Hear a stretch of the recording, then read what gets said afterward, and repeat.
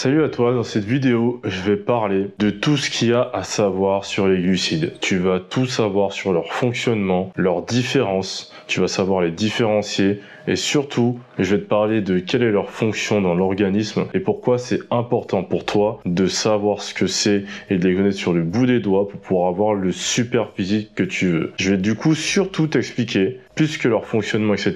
Je vais t'expliquer comment tu vas pouvoir les utiliser dans un cadre de perte de gras ou pour prendre du muscle. Mais avant que je te parle de tout ça, je me présente, je suis Sébastien Fierce, au cas où tu me connaîtrais pas, et je suis coach sportif et préparateur physique depuis maintenant 3 ans et demi. Et moi, ma spécialité, c'est de permettre aux gens d'avoir un super physique, athlétique et dessiné en moins d'1h30 par semaine. Donc, abonne-toi à ma chaîne, active les notifications pour pas rater les vidéos pleines de valeur que je te donne et like cette vidéo aussi, surtout si elle t'a été utile.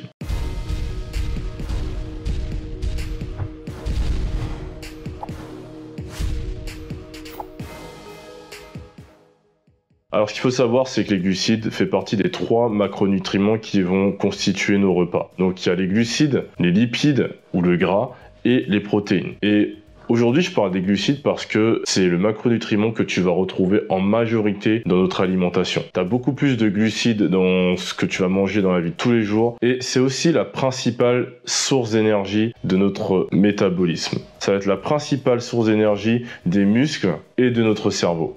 Mais ça ne va pas être la seule. Les protéines et les lipides sont aussi des sources d'énergie. Si jamais tu veux vraiment savoir plus à ce sujet-là, en fait, à propos des sources d'énergie et pouvoir les utiliser pour l'incorporer dans une diète et te construire un plan alimentaire, alors je t'invite à regarder ma vidéo sur la perte de gras. C'est la 2e ou 3e partie, il me semble. Mais je vais afficher le lien en haut à gauche ou en haut à droite. Je vais afficher le lien sur cette vidéo. Donc ceci étant dit, il faut que tu saches que les glucides, c'est le nom scientifique qui désigne le sucre. C'est-à-dire que tous les glucides sont des sucres et tous les sucres sont des glucides. Et le truc, c'est que tu auras 2 types de glucides. Tu auras les glucides simples et les glucides complexes. Je vais expliquer pourquoi après. Et les glucides complexes, c'est ce qu'on appelle les sucres lents. En fait, il faut savoir que les glucides, ce qui définit un glucide, en fait, c'est qu'il contient une molécule de glucose. Et le glucose, c'est le sucre tel qu'il sera stocké par l'organisme dans le sang. C'est comme ça que le sucre va se balader dans le sang, c'est sous forme de glucose, donc sous sa forme la plus simple. Mais ça, c'est truc scientifique, t'es pas obligé de le retenir, c'est juste pour la culture générale. Il y a plusieurs types de glucides. Il y a les glucides simples. Les glucides simples qui sont le saccharose, c'est le sucre de table que tu retrouves partout, le sucre en poudre et les carrés de sucre par exemple. Tu vas avoir le lactose, c'est le sucre que tu retrouves dans le lait. Tu vas avoir le fructose, c'est une molécule de sucre qui est un petit peu transformée, on va dire. Et tu vas avoir le glucose que tu retrouves dans l'organisme en général. Donc l'idée en fait c'est que les glucides simples, donc les sucres rapides, sont composés de 1 à 2 molécules maximum. A contrario, les glucides complexes ou les sucres lents, eux sont composés de minimum en fait 3 molécules, voire plus. Pourquoi on les appelle du coup les sucres rapides et les sucres lents? Parce qu'en fait, les glucides simples, étant dotés de moins de molécules, ils seront assimilés plus rapidement par l'organisme. Tandis que les glucides complexes, ayant plus de molécules, ils vont être assimilés plus lentement par l'organisme. Plus il y aura de molécules dans ces glucides complexes, plus l'organisme va mettre du temps à l'assimiler. Du coup, plus il va mettre longtemps à apporter du sucre à l'organisme, mais aussi plus il va en apporter longtemps du sucre à l'organisme sur la durée. Mais ça, on en reparlera un petit peu après parce que ce détail aura son importance. Et enfin, il y a un type de glucide particulier, très particulier. On en parle très peu, mais pourtant, c'est un nutriment qui fait partie de la famille des glucides et qui va être ultra important, ce sont les fibres. C'est l'exemple même, en fait, du glucide complexe. C'est un glucide tellement complexe, avec tellement de molécules, qu'il ne peut pas être digéré par le système digestif humain. On appelle aussi les fibres les prébiotiques. Ce qui va être utile, c'est de savoir où trouver les glucides simples et les glucides complexes. Les glucides simples, tu vas les trouver en général, donc les sucres rapides, tu vas les trouver dans les fruits et les produits raffinés tels que les bonbons, le pain blanc, les pâtes blanches, donc les féculents qui ont été retravaillés. Tu vas aussi les trouver dans les pâtisseries, etc. Donc dans la plupart des produits sucrés. Tandis que les glucides complexes, tu vas les retrouver en général dans les féculents complets. Tu vas les retrouver du coup dans le pain complet, dans les pâtes complètes. Tu vas aussi les retrouver dans les céréales complètes. Tu vas les retrouver aussi dans les légumineuses et en général c'est à peu près tout. Enfin, les fibres, tu vas les trouver en majorité dans les fruits et légumes ainsi que les aliments qui contiennent beaucoup de glucides complexes, donc de sucres lents, tels que le pain complet, les pâtes complètes, les légumineuses. Les fibres ou les prébiotiques, comme tu veux l'appeler, ils vont être hyper importants pour la digestion, pour une bonne digestion et pour une perte de gras. Mais ça, on en parle juste après. Là, je vais te parler un peu du rôle du sucre dans l'organisme. Le sucre, il est stocké, comme je te l'ai dit plus tôt, dans l'organisme sous forme de glucose. Et lorsqu'en fait, il va être en excès, lorsque tu vas apporter trop de sucre dans ton organisme alors qu'il y en aura assez dans ton sang, ce sucre, il va être transformé sous forme de glycogène. Et il va se stocker dans le foie et les muscles. Et lorsque le stock de glycogène dans le foie et les muscles sont pleins, c'est là que ça se gâte. Ce sucre, en fait, il va être transformé en triglycérides. Et le triglycéride, en fait, c'est de la graisse. Et il va être stocké, du coup, sous forme de graisse dans, en général, les cellules adipeuses de ton corps. En gros, il va être stocké sous forme de graisse dans ton corps lorsqu'il y a trop de sucre dans tes muscles, dans ton sang et dans ton foie. Donc, lorsque tu ingères trop de sucre et que, du coup, l'organisme n'a pas le temps de l'utiliser, eh ben, il va stocker tout ça sous forme de gras pour pas avoir trop de sucre dans le sang. Et c'est là que ça se gâte. Et pour ce faire, en fait, l'organisme, il va utiliser des hormones pour stocker ou déstocker le sucre. La première hormone que tu dois connaître, c'est l'insuline. L'insuline, c'est l'hormone qui va dire à ton corps de stocker le sucre. Donc c'est l'hormone qui va transformer le sucre en trop en glycogène et qui va le mettre dans les muscles et dans le foie. Mais c'est aussi la même hormone qui va dire à ton corps de transformer le sucre en gras. La deuxième hormone, c'est le glucagon. Cette hormone, elle va faire l'effet inverse de l'insuline. Elle va dire, on a besoin de sucre dans le sang, il faut libérer du sucre, il faut trouver du sucre. C'est aussi elle qui va participer à transformer les protéines, donc parfois à prendre du muscle pour trouver de l'énergie. C'est pour ça aussi, quand tu entames une perte de gras trop forte, eh ben, tu peux perdre du muscle. On va reparler de ces hormones après et comment on peut s'en servir dans la perte de gras et dans la prise de muscle. Tu peux influer avec ton alimentation sur ces hormones. Je vais te parler là maintenant de l'index glycémique. L'index glycémique, qu'on appelle aussi IG, c'est la capacité d'un aliment à faire augmenter ton taux de sucre dans le sang. Plus l'index glycémique d'un aliment sera élevé, et plus, du coup, en mangeant de cet aliment, tu vas augmenter vite ton taux de sucre dans le sang. Cet index glycémique, en fait, il est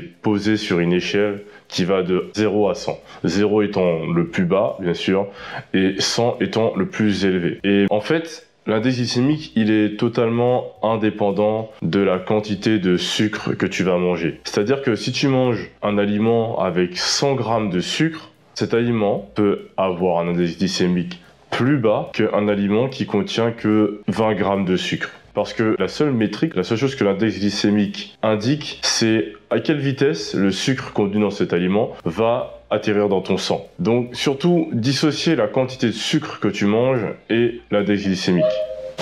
Mais l'idée, c'est que du coup, si tu manges 100 grammes de sucre venant d'un aliment avec un fort index glycémique, alors ces 100 grammes de sucre, ils vont très vite être assimilés et atterrir dans ton sang. Ou en tout cas dans ton organisme si c'est pas ton sang. Tandis que si tu manges 100 grammes d'un aliment avec un index glycémique moyen ou lent, alors le sucre va atterrir plus lentement dans ton sang et il va être plus diffus. C'est-à-dire qu'au lieu de faire un gros pic comme ça où tu vas avoir tout le sucre qui va atterrir dans ton sang, il va monter et ça va être plus constant après. Du coup, comment on va pouvoir se servir de cet index glycémique pour optimiser ta perte de gras ou ta prise de muscle? En fait, ça va être simple et je vais t'expliquer assez simplement.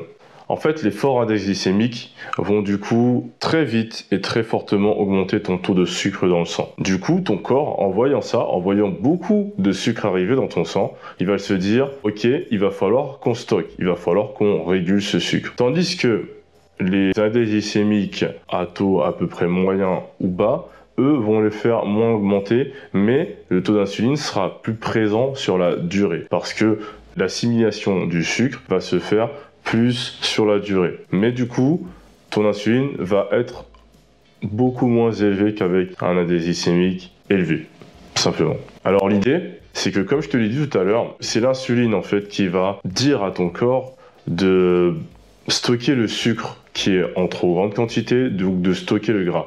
Et l'insuline, du coup, va booster le stockage de gras.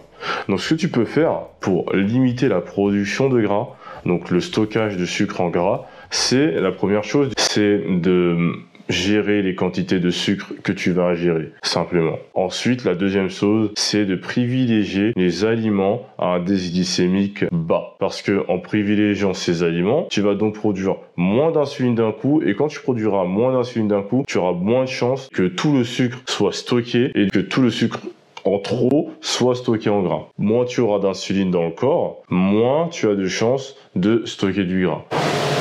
Bien sûr, l'insuline, c'est ultra important, il en faut, mais du coup, avec des indices glycémiques bas, tu vas pouvoir mieux contrôler cette production d'insuline. Ceci étant dit, il y a une deuxième chose que tu vas pouvoir faire, c'est manger plus de fibres, parce que les fibres vont énormément ralentir l'assimilation de sucre dans ton organisme. La deuxième chose par rapport à ça, les aliments en général qui ont un faible indice glycémique sont déjà énormément conteneurs de fibres. Mais ce que tu peux faire, c'est manger limite que des aliments comportant des fibres. Comme je l'ai dit tout à l'heure, c'est que les aliments à faible indice glycémique comportent déjà des fibres. Donc si tu respectes le premier conseil que je t'ai donné, donc consommer surtout des aliments à indice glycémique moyen ou faible, alors de toute manière, tu auras sûrement un bon taux de fibres dans ton alimentation.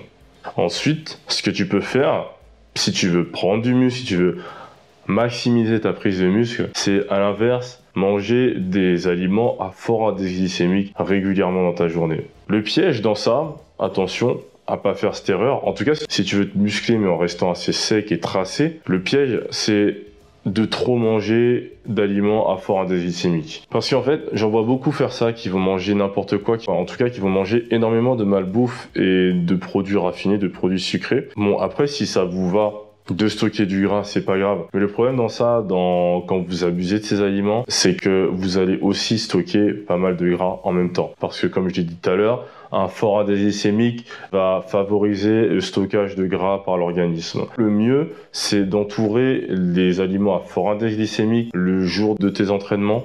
Et deuxièmement, autour de tes entraînements, 1 heure avant ou 1 heure après, et limite après de ne prendre que des aliments à indice glycémique bas. Donc maintenant je vais t'expliquer un peu où tu vas retrouver certains aliments et je vais te donner aussi une précision par rapport à l'indice glycémique. La première chose, c'est que les aliments à fort indice glycémique, ce sont les mêmes aliments que je t'ai énoncés plus tôt dans cette vidéo qui contiennent énormément de sucre rapide, donc de glucides simples. Et ces aliments, ce sont encore une fois les aliments raffinés, donc les pâtes blanches, pain blanc, etc., etc., les produits sucrés. Tandis que les aliments qui contiennent surtout des sucres lents et donc des glucides complexes, ce sont les aliments qui auront des indices glycémiques faibles, voire moyens. Donc sache que l'indice glycémique dépend énormément du type de glucides contenus dans un aliment.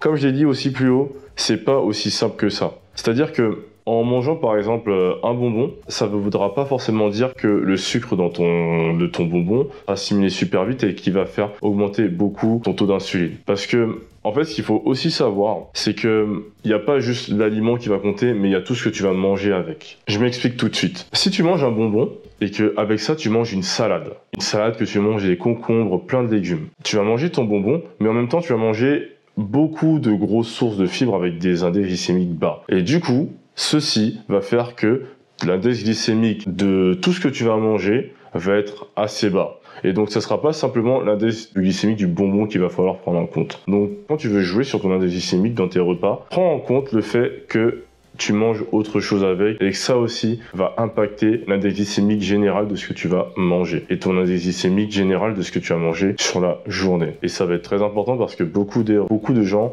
font des erreurs à ce niveau-là.